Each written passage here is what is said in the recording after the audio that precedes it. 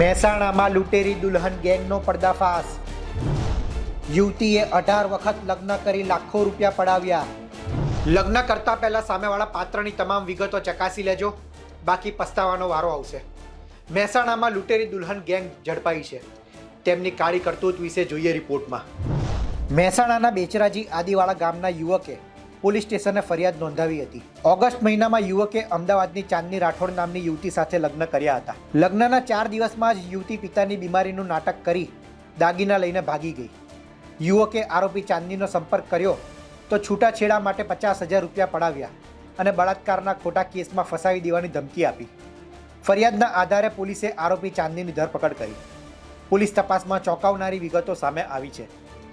આરોપી દુલ્હન ચાંદની માત્ર આ યુવક સાથે જ નહીં, પરંતુ રાજ્યના અલગ અલગ જિલ્લામાં 15થી વધુ લગ્ન કર્યા છે. વાવ, ઈડર, પાટણ, બાવળા, રાજકોટ સહિતની જગ્યાએ લગ્ન કરી આ ટોળકીએ લાખો રૂપિયા ઉઘરાવ્યા છે.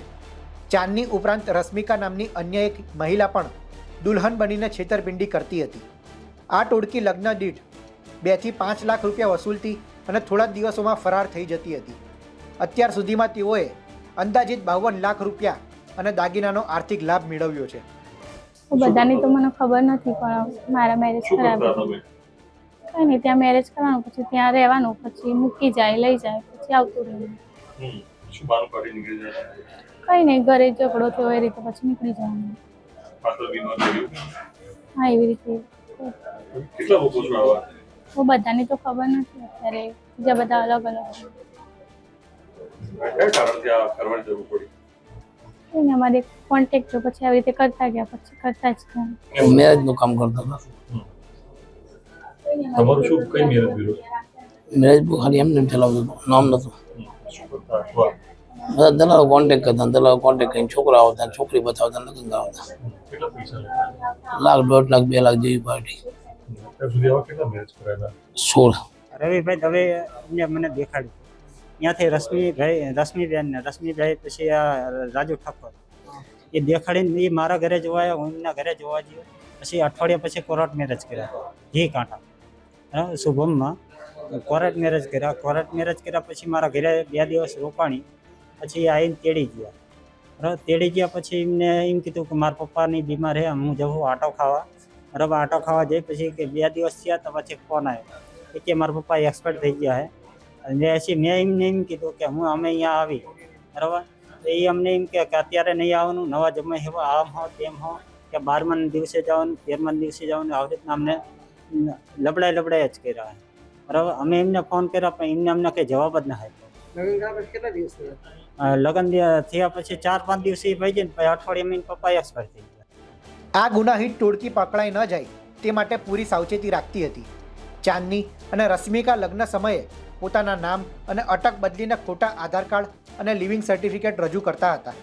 તપાસમાં એ પણ સામે આવ્યું છે કે આ કૌભાંડમાં અમદાવાદના શુભમ મેરેજ બ્યુરો અને જયમાળી મેરેજ બ્યુરોની પણ મહત્વની ભૂમિકા છે. પટેલ સચિનભાઈ રાજેશભાઈ છે, અમે બોચરાજી પોલીસ સ્ટેશન આવીને એવી ફરિયાદ કરેલી કે તારીખ 12/8/24ના રોજ તેમના લગ્ન હિન્દુ વિધિ મુજબ અમદાવાદના રહેવાસી ચાંદની રમેશભાઈ રાઠોડ સાથે થયેલા હતા. અને લગ્ન પહેલાં અને લગ્ન વખતે ફરિયાદી પાસેથી 5 લાખ અને સોના ચાંદીના દાગીના, કપડાં, મોબાઈલ વગેરે આ ચાંદનીબેને લીધેલા હતા.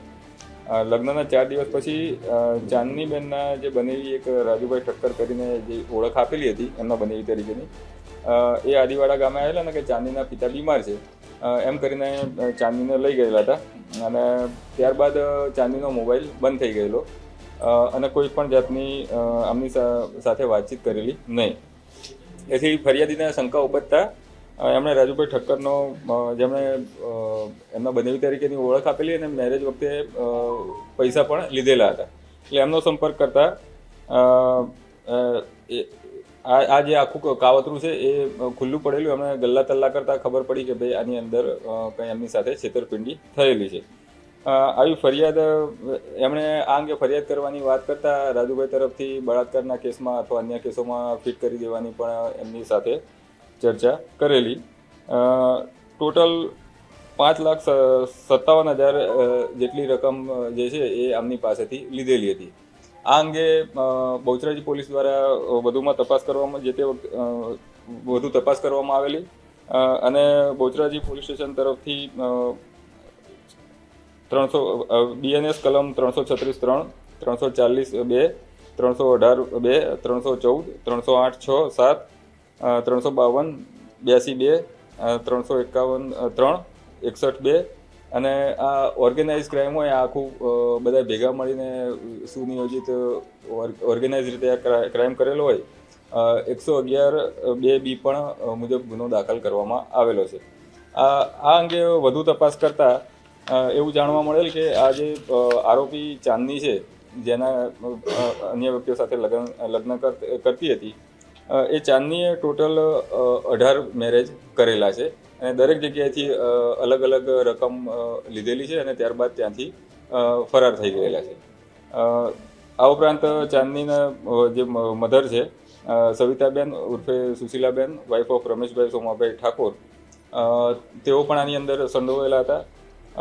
અન્ય એક રાજેશકુમાર જીવણભાઈ મોહનભાઈ ઠક્કર જે દલાલ તરીકેનું કામ કરતા હતા અને અલગ અલગ જગ્યાએ અલગ અલગ પોતાની ઓળખ આપતા હતા. એમના બનેવી તરીકેની પણ એમણે ઓળખ આપેલી છે. તે પણ આખું નેટવર્ક ચલાવતા હતા. આ ઉપરાંત એક આમની સાથે અન્ય એક રશ્મિકાબેન, વાઇફ ઓફ સચિનભાઈ પ્રદીપભાઈ પંચાલ, એ પણ આમાં સંડોવાયેલા હતા અને એમના પણ અલગ અલગ 4 મેરેજ આ રીતના કરીને પૈસા પડાવેલા હોય એવી આખી હકીકત આની અંદર જાણવા મળેલી છે. અલગ અલગ જગ્યાએ મેરેજમાં આ લોકોએ પોતાના આધાર કાર્ડ પણ ડુપ્લિકેટ અલગ અલગ જગ્યાએ આપેલા છે. આધાર કાર્ડ, LC તમામ ખોટા બનાવેલા છે. એટલે આની અંદર બનાવટી દસ્તાવેજ બનાવવા તથા એનો ખરાનો ખોટા તરીકે ઉપયોગ કરવો તે કલમોનો પણ ઉમેરો કરવામાં આવેલો છે. હાલ પોલીસે વિવિધ કલમો હેઠળ ગુનો નોંધી દુલ્હન ચાંદની, તેની માતા સવિતાબેન, દલાલ રાજેશ અને રશ્મિકાની ધરપકડ કરી છે. કાયદો આરોપીઓને શું સજા આપે છે તે જોવું રહ્યું. મહેસાણાથી સંવાદદાતા મનીષ મિસ્ત્રીનો રિપોર્ટ, ગુજરાત તક.